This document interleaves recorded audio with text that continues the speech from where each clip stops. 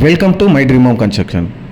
இன்றைக்கி நம்ம பார்க்க போகிற அப்டேட் என்னன்னு பார்த்தீங்கன்னா, கஷ்டப்படுற ஃபேமிலிக்கு ரொம்பவே சந்தோஷத்தை தரக்கூடிய ஒரு சூப்பரான அப்டேட் தான் நம்ம பார்க்க போகிறோம்.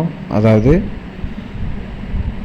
பொதுவாக நம்ம வீடு வாங்குகிறோன்னா நிலத்தடி நீர் நம்ம நல்லா இருக்கணும்னு தான் எதிர்பார்ப்போம். அந்த கான்செப்ட்டுக்கு பார்த்திங்கன்னா இந்த இடத்துல நிலத்தடி நீர் உப்பு சவுறு அந்த மாதிரி எந்த ப்ராப்ளமும் கிடையாது. நீங்கள் நிலத்தடி நீர் டைரெக்டாகவே குடிக்கலாம். போர்வெல் பார்த்திங்கன்னா 120 அடி போட்டிருக்கோம்.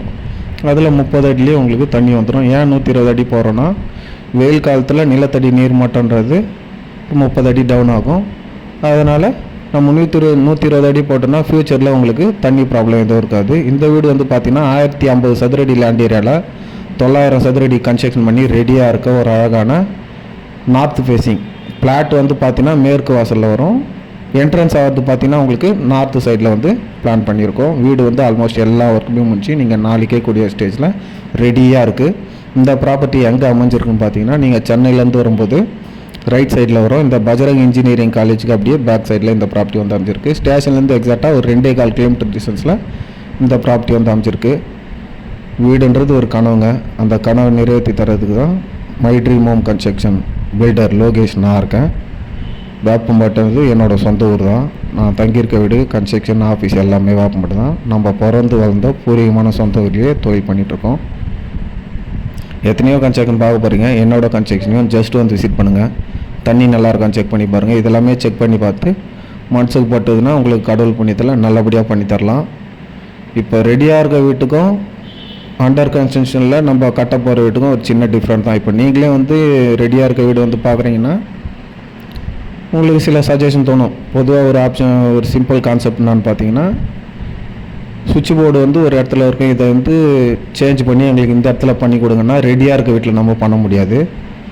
அதுவே அண்டர் கன்ஸ்ட்ரக்ஷனும் போது உங்களுக்கு எல்லாமே உங்களுக்கு பிடிச்ச மாதிரி 100% நீங்கள் கஷ்டப்பட்டு வேறு சிந்தி சம்பாதிச்ச உங்களோட காசில் உங்களோட கனவு வீடு உங்களுக்கு பிடிச்ச மாதிரி 100% உங்களுக்கு பிடிச்ச மாதிரி பண்ணிக்கலாம்.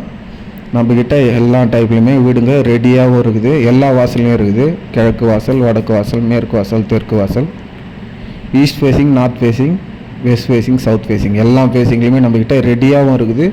இல்லை சார் எங்களுக்கு கட்டின வீடு ஐடியா இல்லை, நாங்கள் எங்களோட விருப்பப்படி பக்கத்துலேருந்து பார்த்து பிளான் போட்டு எது எப்படி வேணுமோ எங்களுக்கு மனசுக்கு திருப்தியாக நாங்கள் பண்ணிக்கலான்னு இருக்கோம். அப்படி கான்செப்ட் பார்த்திங்கன்னா உங்களுக்கு பிடிச்ச மாதிரி நம்மக்கிட்ட இன்ஜினியர் இருக்கார், பிளானர் இருக்காங்க. அவங்கக்கிட்ட சஜஷன் கேட்டு எது உங்களுக்கு எப்படி வேணுமோ திருப்தியாக பண்ணி கொடுத்துடலாம்.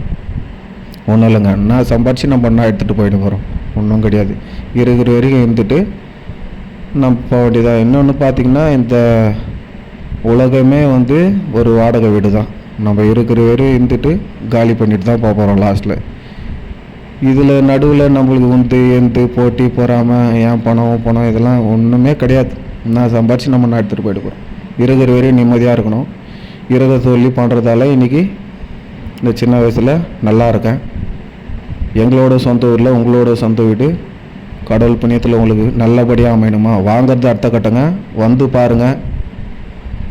அதுக்கப்புறம் இது மாதிரி லொக்கேஷன் வர போய் பார்த்தோம், இந்த மாதிரி இந்த இடத்துல காட்டினார், அந்த இடம் அப்படி தண்ணியெல்லாம் மழை பெஞ்சால் தண்ணி நிற்குமா, எல்லாத்தையுமே தீர விசாரித்து நீங்கள் வீடு வாங்கிறத பற்றி யோசிக்கலாம். இந்த தொழிலை பொறுத்த வரைக்கும் யாரையுமே நீங்கள் நம்பக்கூடாது. என்னையே கூட நம்பக்கூடாது. ஏன்னா வீடு வைக்கிறதுக்கு நானே கூட ஏதாச்சும் சொல்லலாம்.